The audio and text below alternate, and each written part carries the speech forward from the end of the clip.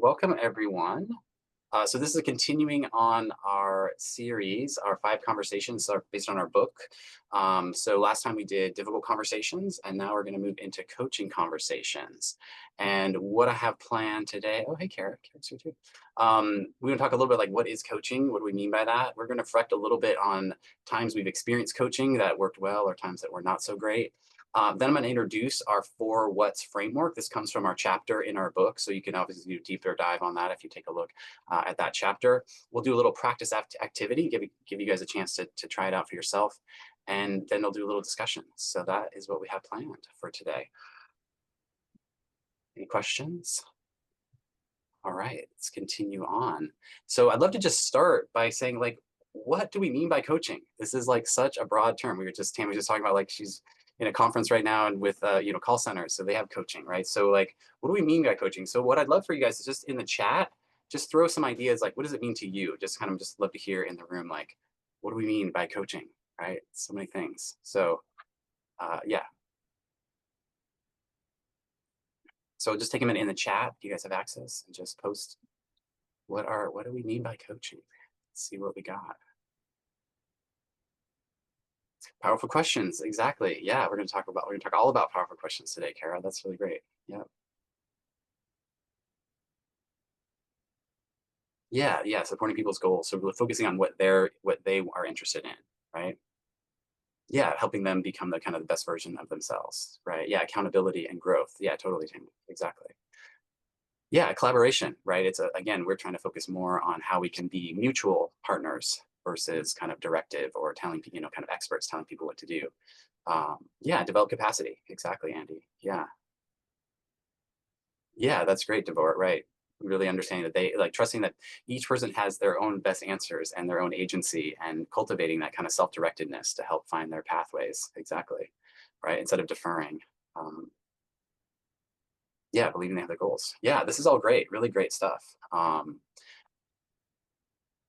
So just to kind of share, so I think you'll see pretty consistent, our definition is really very similar to what you said. So it's about a kind of structured process that helps people, it's very inquiry driven and helps people surface insights and what matters most, and then translating that into some sort of action, right? Being able to do stuff.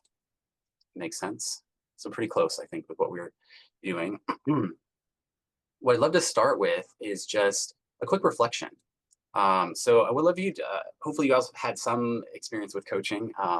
So I'd love you to think a little bit about your past and think about a time when you had a positive experience with coaching and kind of what did the coach do that was really supportive or helpful, and kind of what was maybe not so helpful or maybe so what was helpful and supportive, and then a negative experience and what did they do that wasn't helpful and what was really detracting, right? So kind of think of 2 experiences, something that was like positive and supportive, one that was like not so good, negative, not so supportive. Okay, I'll give you guys just a minute to kind of maybe bring a couple ideas to mind, and then I'm going to put you in some quick breakouts and we'll do a little discussion and come in here back. Okay, any questions? Okay, you guys see my slides hopefully? Yep. Great. So again, we talk about like powerful questions, right? And really the focus is on how do we have questions that are really going to provoke, genuine insight and reflection for people. So really thinking, it's much more about questions versus answers or about having ideas or suggestions. And they're really beyond just kind of like surface level information, or kind of, as we're just saying, not moving towards an agenda or trying to like, ask people like, don't you think you should do this? Why don't you try that? Right. We can frame questions as, as actually like, as leading or as sort of steering people, even though we're not really curious. So this is kind of just a framework to kind of break it down. You might even think about a flow of the conversation using questions as the kind of driver. So the 4 what's, right? What's up? So thinking about kind of what the current situation is, and the current, kind of context. What matters, right? Looking at what's important, values to the person. Then what does it mean? Thinking about interpretation, insights, understanding, and then what's next, right? Moving to action and accountability. So this is like a simple framework of using questions to kind of drive a coaching interaction, essentially. So I'll just quickly walk through these. They're all in the book. And if you're familiar with the ORID framework, you can see the similarities between this and the ORID. But we start with what's up. And this is often, where kind of the most obvious things, the kind of what's happening observably, the objective things. We can sometimes get lost here. So I often caution new coaches not to get lost in details because sometimes, like as the coach, we want to know all the, oh, what about and what about, but it's not usually helpful. If the other person has gone through the experience, we don't really need to know all those details. It might be curious for me, but that's not helpful for the coachee, right? And so thinking about what do I really need to know about this and trying to be focused. So, what do they want to talk about? What are some of the specific challenges they have that might brought them, to the forefront? Maybe some of the important, stakeholders or players involved and kind of what's going on. And maybe even like, what have they tried so far and what's the result? So again, we're just looking kind of objective things to kind of get things focused and started. Does that make sense? So kind of beginning with kind of what's up, then kind of moving more into kind of what's important, right? Because there's a lot of different directions you can go. So trying to help people to think about, what are those aspects that are, most salient for them, and just having more self-awareness around their priorities, their emotions, their values, again, to help us narrow and focus the conversation towards some dimension that is most, important for them. So things like what's important about the situation, what's most important, what part of this feels most urgent for you, or what are some of the values and principles that are at stake for you in this, or even what are the challenges that are maybe energizing you or exciting you, and what is like really stressing you or overwhelming. So again, it's just a way to help move the conversation towards those aspects that are going to be most important, impactful for people. Does this make sense? Or kind of what matters? What does it mean? So this is more about how people are making sense or constructing meaning, right? What is the significance, the implications? So we're looking here at more the underlying interpretations, assumptions, patterns, associations. So kind of now we're trying to like make a like broaden this and maybe even shift or question some of our first view of this, right? So what is the story you're telling about the situation? And maybe there's another story we could tell, right? We often don't think about how we tend to interpret things in different ways, and we get locked into the first one that's like, oh, this is so annoying, it's frustrating, I can't deal with it. But we could reframe that in a different, more helpful way, right? Similarly, what are some of the assumptions that might be holding our back? What are the truths that we can't question? It's just obvious. This person's just, they're most difficult. They're the worst person ever. I can't ever deal with them, right? These are sort of like assumptions as truth. What are those things, right? And how does this really connect to other challenges you face in the past? Looking at our own patterns, our own habitudes in these experiences, right? So what does it mean? Kind of digging deeper. And then the finally is kind of the what's next, right? Action and accountability. So given that we've had a conversation, we've surfaced some insights, we've now let's like, but we need to do something with it, right? It's good. Reflection's great, insights are great, but then we need to somehow operationalize those. We need to put those towards some motivation, towards some goal, right? So it might be like, what's one step you can take next week based on what we discussed? Or what would progress look like for the next time we talk? Right? Or what are maybe some supports or resources that you need to help on following through on that, right? So this is much more forward thinking and looking at actions, next steps, and how can you help people move, productively towards their aims and their goals. Does this make sense? These are kind of the four whats. Is this making sense? Is this kind of resonating with what you guys, with your experience with coaching? Maybe you are familiar with some or similar frameworks like this. Again, they're just helpful heuristics as we start to learn coaching so we can be more intentional. Even if we're not like a formal coach per se, these are ways that we can kind of shift a conversation towards a more helpful dynamic. So we talk a lot in the book around leadership and leadership being around different types of conversations. So it's not so much about being in a formal role as a coach, it's much more about creating a relationship and a dynamic where you can show up as a leader who's going to be helpful in cultivating people's capabilities, helping them build those skills, versus being directive or kind of telling people what to do, essentially. Does this make sense? We're I have following? a question, Zach. Yeah, Tammy. Yeah. So I feel like these, coaching, these um, framework of coaching, Mhm. these perspective, definitely it's very different from a manager. I mean, most of people in this forum, they are managers.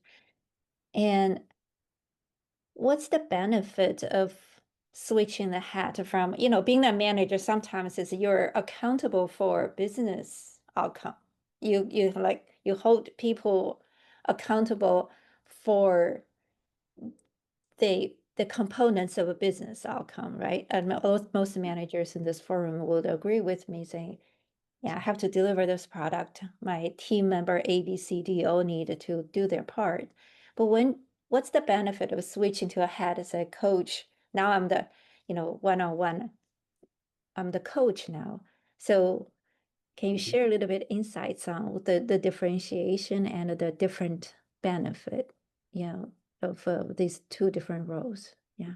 Yeah, it's such a great question. I think it's like, I think a common question, like how does coaching compare to other things? And I think, and actually, I think like the manager as coach is a tricky dynamic because you can never escape the power dynamic that's there. But I think if you're more aware as the manager, you could try to modulate some of that and create more of a space for, where you're holding people accountable. It's much more about what is, what are the objectives of the organization? What are the priorities in terms of projects and deliverables and what we need to do? So as you're saying, it's much more about like, kind of defining and holding people towards a particular goal or outcome versus coaching is much more allowing people to explore what are their priorities, what are their values, what are their goals, and not just merely about like what about what the job or the role, but maybe the bigger picture in terms of their career or in terms of what they're up to in their life, their purpose, their values, right? So I think being able to shift away from that, and again it's tricky because as a manager, right, there's an automatic deference from the reports who are going to be like, okay, yeah, whatever you say. And so, how do you create an authentic rapport with them can be a little bit tricky because it's not as obvious. They might kind of fake like they really, oh, yeah, I really care. But meanwhile, you're not actually connecting with them. And so, if we're too lost in our own perspective and thinking I'm just giving great advice and I'm coaching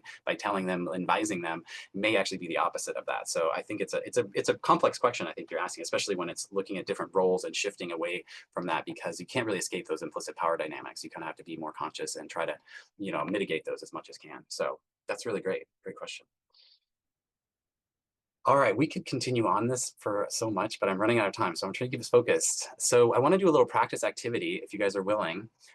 So what I'm going to have us do is just try. We don't have a lot of time, but I thought for fun, we'll try practice using the four whats. So I was going to break us into like pairs. We'll just pick an A and a B. We probably just have one round of this. If we had more time, if we did like a longer program, we'd do more of this. But so A will be the coach trying to practice, just for fun, just practicing the four whats. And then B is going to be the coachee, maybe sharing a current challenge that they have. And so we'll spend about 10 minutes or so practicing, again, the B can kind of share some things. A will try to ask the questions. And then we'll do a quick little feedback, round, and then we'll come and share out how that went. Does that make sense? So again, pretty simple, just for fun. If there's, let me see what my room situation is. Let me try again. Okay, so I'm going to recreate the rooms. They're mostly pairs, but there's some threes. If there's threes, then one can just be an observer and give feedback like that. And then pairs can just pick an A and a B, and we'll just do one round like this. I'll put in the chat timings just to kind of help you guys navigate when to switch and give feedback, and then we'll come back and share out. Does that make sense? And again, here are the four whats that we're practicing. And I will try put them in the chat really quick so you have those. So you remember what they are. Again, it's all for fun, so however it goes will be great. So there they are. What's up, what matters, what's it mean, and what's next. Okay, this is making sense. Questions? So great. And sometimes it can be awkward because oftentimes if we are like coaching or looking for help, we kind of want guidance or we want support or someone that'll just give us the answer that'll just help, right? But sometimes that's actually not as helpful, right? Sometimes being challenged to like think about how I would approach it or what would I do, right? Oh, I don't know. I never thought about it. But that tension can actually be generative and help develop your own capability, your own skills. Again, going back to being, more self-directed, having more agency, right? Being able to then deal with those yourself, I think is at the core of what we're doing. But I know as a coachee, sometimes you're like, why don't you just tell me? I want to know. Can you give me answers, right? But that's sometimes not. And you can, as a coach, you can fall into that trap. When I teach coaching, I definitely caution against, even if the client is asking you for advice, slow down, like let them talk first, get their ideas before you come and tell them what to do, right? So great things. I know we're at our time or just over it. So such a quick session. Just to say, this is covered in our book in more detail. We also have a platform and program that we'll be launching here soon, where if you want to really practice, that's a lot of what we're doing at Simsola, is giving you a chance to like basically have this experience, but with an avatar that'll kind of give you feedback and coach you through this process. So yeah, so we can definitely offer that, and we have some more coming up as well. On I think buy-in is our next one coming up. So please join that. Anything for you, Tammy? You want to jump in as we finish? We have two more sessions before Christmas. Buy-in, how do you build alignment and buy-in cross department, with your clients, with your boss. So that's the next session. I'll email everyone on this list. And then the next is storytelling. Before holidays, you got to tell your story. Those holiday dinners, holiday parties, have your powerful story ready. A story of who you are, what you're trying to achieve. Yeah. So those are the next two sessions. Thank you, and I'm Yeah. looking forward to seeing all of you there. Yeah, please join again. And yeah, thanks for everyone's time today. I hope you hope you found it valuable. And please reach out or stay in touch. And always great to see all familiar faces: Natty, Garrett, Natasha, Kara. So good to have you all here. Nice. All right. There's always more to do, but we booked our time. This is our time. So yeah. Sounds good. Any other? I mean, I'm happy to stick around. Not in a rush right now, but if you guys have questions or anything, feel free to stick around. Otherwise, hopefully, I'll see you at the next one.